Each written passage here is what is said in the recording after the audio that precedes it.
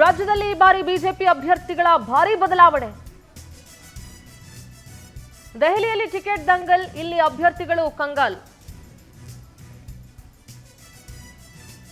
ಮಾಜಿ ಕೇಂದ್ರ ಸಚಿವ ಡಿ.ವಿ. ಸದಾನಂದ ಗೌಡರಿಗೆ ಗೇಟ್ ಪಾಸ್, ದಯಮಾಡಿ ನೀವು ಮನೆಗೆ ಹೋಗಿ ಬನ್ನಿ ಅಂತ ಹೇಳಿದ್ದಾರೆ.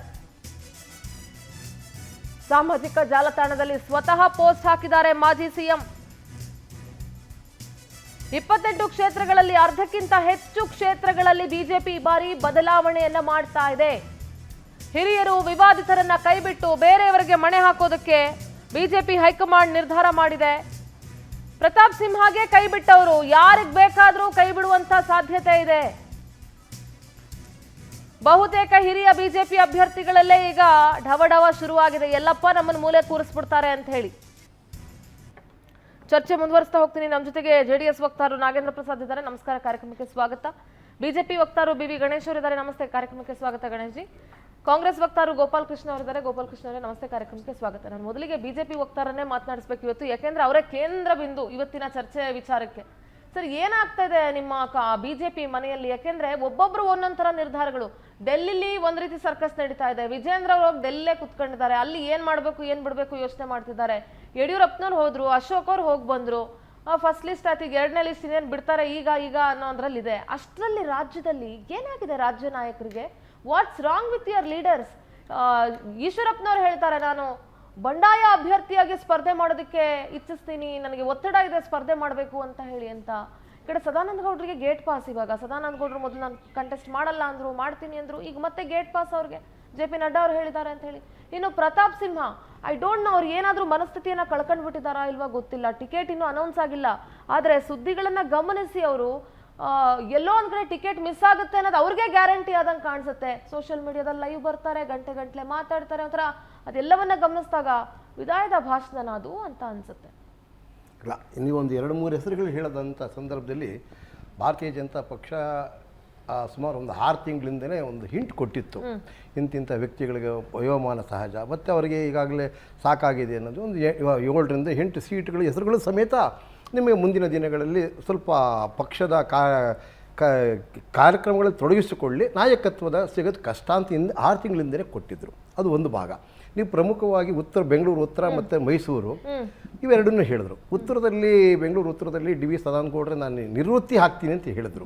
ಬಹುಶಃ ಅವರಿಗೆ ಪಕ್ಷ ಹೈಕಮಾಂಡು ಇವತ್ತಿನ ಪರಿಸ್ಥಿತಿಯಲ್ಲಿ ಇದ್ದಂಥ ಇದಕ್ಕಿಂತ ನೀವು ಕಂಟೆಸ್ಟ್ ಮಾಡಿ ಅಂತ ಅದು ಸಹಜ.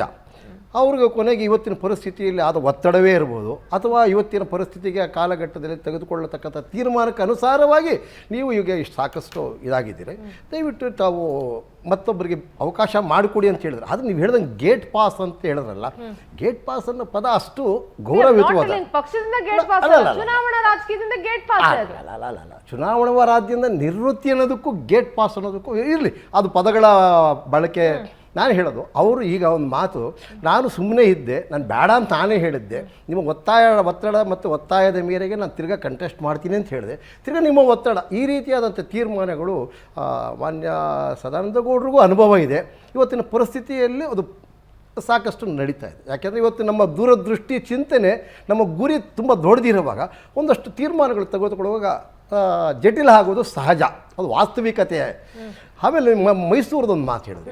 ಮೈಸೂರದೊಂದು ಮಾತು ಹೇಳಿದಂಥ ಸಂದರ್ಭದಲ್ಲಿ ಯಾಕೋ ಅಲ್ಲಿನ ಅಭ್ಯರ್ಥಿ, ಬಹುಶಃ ನೀವು ಹೇಳಿದ್ರಲ್ಲ, ಅವರೇ ಅಸಂಪ್ಷನ್ ಮಾಡ್ಕೊಂಡ್ಬಿಟ್ಟಿದ್ದಾರೆ ನನಗೆ ಸಿಗಲ್ಲ ಅನ್ನತಕ್ಕಂಥದ್ದು. ಬಟ್ ಎಲ್ಲೂ ಕೂಡ ಆ ಥರ ಸಿಕ್ಕಿಲ್ಲ ಅಂದ್ರು ವಾಟ್ ಅಲ್ಲ ಮೇಡಮ್ನವರೇ, ಅವರು ಒಂದು ಮಾತು ಹೇಳಿದ್ದಾರೆ, ನಾನು ಬ್ಯಾನರ್ ಕಟ್ತೀನಿ, ಪಕ್ಷದ ಕಾರ್ಯಕರ್ತನ ಕೆಲಸ ಮಾಡ್ತೀನಿ ಅಂತ ಹೇಳಿದ್ದಾರೆ.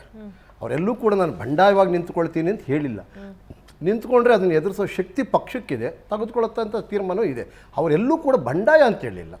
ಕೊಟ್ಟರೆ ನನಗೆ 10 ವರ್ಷ ಕೊಟ್ಟಿದ್ದಾರೆ, ನಾನು 2 ಬಾರಿ ಕೆಲಸನೂ ಮಾಡಿದ್ದೀನಿ, ಸಂಸದನಾಗಿದ್ದೀನಿ. ಒಂದು ವೇಳೆ ನನಗೆ ಕೊಡಲಿಲ್ಲ, ಪಕ್ಷ ತೆಗೆದುಕೊಳ್ಳತಕ್ಕಂಥ ತೀರ್ಮಾನಕ್ಕೆ ನಾನು ಬದ್ಧನಾಗಿ ಬ್ಯಾನರೂ ಕಟ್ತೀನಿ, ಪಕ್ಷದ ಪರವಾಗಿ ಕೆಲಸ ಮಾಡ್ತೀನಿ ಅಂತ ಹೇಳಿದ್ರೆ, ಆದುದರಿಂದ ಅದನ್ನು ಗೌರವಿಸಬೇಕಾದಂಥ ಒಂದು ಸಂಗತಿ ಯಾರ್ದೋ ಮೈಸೂರು ವಿಚಾರಕ್ಕೆ ಬಂದಾಗ. ಆಮೇಲೆ ಇನ್ನು ಕೆಲವೊಂದು ವಿಚಾರಗಳಲ್ಲಿ ನೀವು ಹೇಳಿದ್ರಿ, ಇವಾಗ ಡಾಕ್ಟರ್ ಮಂಜುನಾಥ್, ನೀವು ಹೇಳಲಿಲ್ಲ, ನಾನೇ ಹೇಳ್ತೀನಿ. ಇನ್ನೊಂದು ಕೆಲವು ಕ್ಷೇತ್ರ, ಈ ಉತ್ತರ ಈಗ ಬೆಂಗಳೂರು ಉತ್ತರ ಇರಬಹುದು. ಹೇಳ್ತಾ ಇದ್ದೀನಿ, ನಾನು ಹೇಳ್ತೀನಿ ಮೇಡಮ್ ಅವರೇ 28 ಸೀಟಲ್ಲಿ ನಾವು ಕಳೆದ ಬಾರಿ 25 ಗೆಲ್ದಿದ್ವಿ. 25ರಲ್ಲಿ ಒಂದು ಎಕ್ಸ್ಟ್ರಾ ಬಂದಿತ್ತು. ಆಮೇಲೆ ಅದರಲ್ಲಿ ಒಂದು 6-7 ನಾವು 6 ತಿಂಗಳಿಂದಲೇ ಇಂತಿಂಥವರಿಗೆ ಹಿಂಗೆ ಆಗಬಹುದು ಅಂತೇಳಿ ಈ ಜೊತೆಯಲ್ಲಿ ಒಂದು 2-3 ಆಯಾ ಸಂದರ್ಭಾನುಸಾರವಾಗಿ ಆಗಲೂಬಹುದು ಮೇಡಮ್. ಅದು ಇನ್ನು ನಾನು ಹೇಳೋಕ್ಕಾಗಲ್ಲ, ಯಾಕೆಂದರೆ ಪಕ್ಷ ಇದು ಊಹಾತ್ಮಕ, assumption prediction is not a great. ಹೆಂಗೆ ಬೇಕಾದ್ರೂ ಊಹೆ ಮಾಡಿ ಹೇಳೋದು. ಆದರೆ ಪಕ್ಷ ತೆಗೆದುಕೊಳ್ಳತಕ್ಕಂಥ ತೀರ್ಮಾನದವರೆಗೂ ಕಾದು ನೋಡುವುದು ಸೂಕ್ಷ್ಮ. ಆದರೆ ಇಂಥ ಸಂದರ್ಭದಲ್ಲಿ ಗಾಳಿ ಮಾತುಗಳು ಬಹಳ ಬರ್ತದೆ, ಅದು ವಾಸ್ತವಿಕತೆ. ಅವರ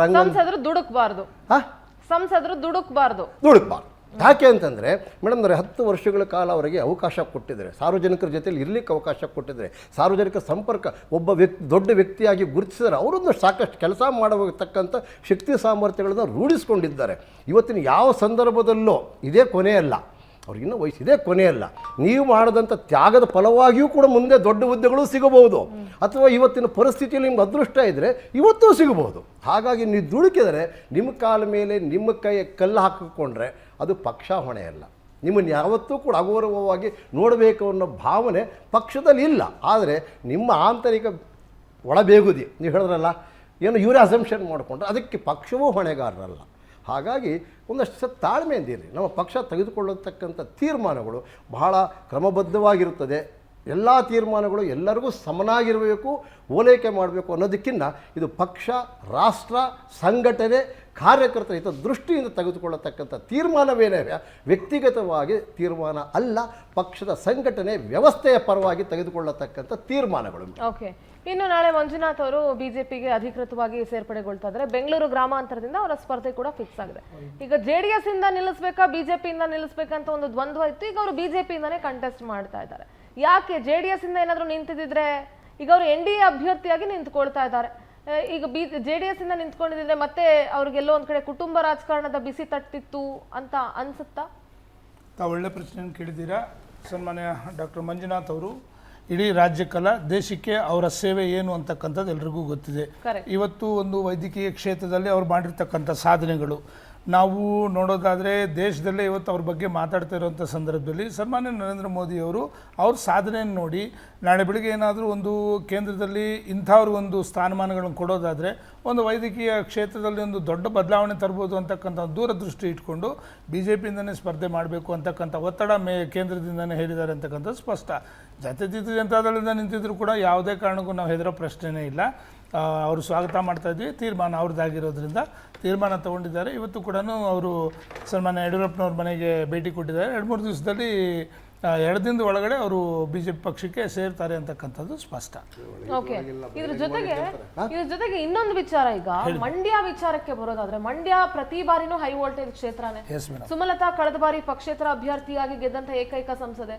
ಸೊ ಹೀಗಿರುವಾಗ ಈ ಬಾರಿ ಮೊದಲು ಕುಮಾರಸ್ವಾಮಿನೂ ಅವರು ಕಚ್ಚಾಡ್ಕೊಂಡಿದ್ರು. ಆದ್ರೆ ಈಗ ಯಾವತ್ತೂ ಕೂಡ ಅವರು ಅನ್ಕೊಂಡಿರ್ಲಿಲ್ಲ ಅನ್ಸುತ್ತೆ ಮುಂದೊಂದು ದಿವಸ BJP JDS ಜೊತೆ ಮೈತ್ರಿ ಮಾಡ್ಕೊಳ್ಬಹುದು ಅಂತ.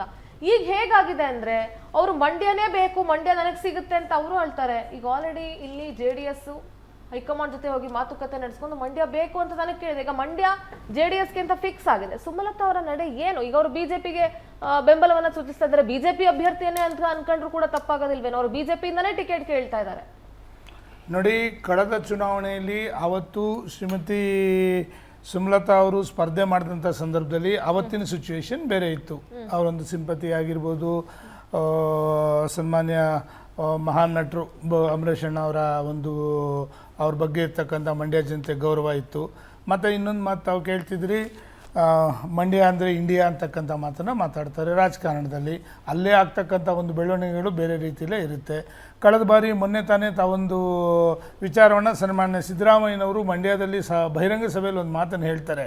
ಕಳೆದ ಬಾರಿ ಸುಮಲತಾ ಅವರಿಗೆ ನಾವು ಬಹಿರಂಗವಾಗಿ ನಾವು ಸಪೋರ್ಟ್ ಕೊಟ್ಟಿದ್ದೀವಿ, ನಮ್ಮ ಓಟ್ಗಳೆಲ್ಲ ಹಾಕ್ಸಿದ್ದೀವಿ ಅವ್ರು ಗೆಲ್ಲೋದಕ್ಕೆ ಕಾರಣ ಅಂತಕ್ಕಂಥದ್ದು, ನಾವೇ ಗೆಲ್ಸಿದ್ದೀವಿ ಅಂತಕ್ಕಂಥದ್ದು ಕೂಡ ಹೇಳಿದ್ದಾರೆ.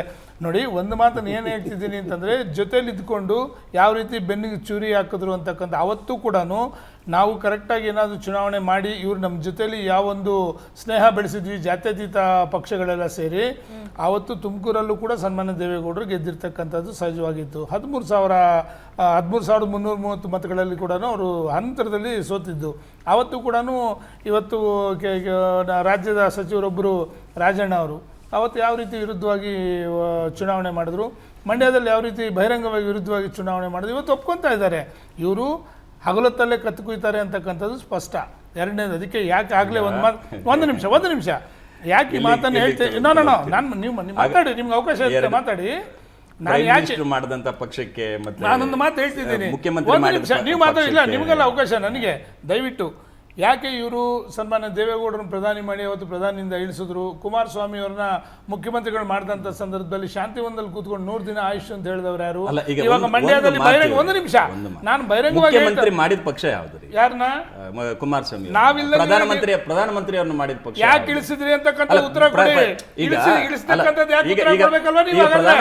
ಈಗ ಪ್ರಧಾನಮಂತ್ರಿಗಳನ್ನ ಯಾಕೆ ನೀವು ಇಳಿಸಿದ್ರಿ ಅಂತಕ್ಕಂಥ ಉತ್ತರ ಕೊಡ್ಬೇಕಲ್ಲ ನೀವು? ಹಾಗಾದ್ರೆ ಕುಮಾರಸ್ವಾಮಿ ಸರ್ಕಾರ ನಡೆಸುವಂತ ಸಂದರ್ಭದಲ್ಲಿ ಶಾಂತಿವನದಲ್ಲಿ ಕೂತ್ಕೊಂಡು 100 ದಿವಸ ಇದಕ್ಕೆ ಆಯುಷ್ ಹೇಳಿದವರು ಯಾರು?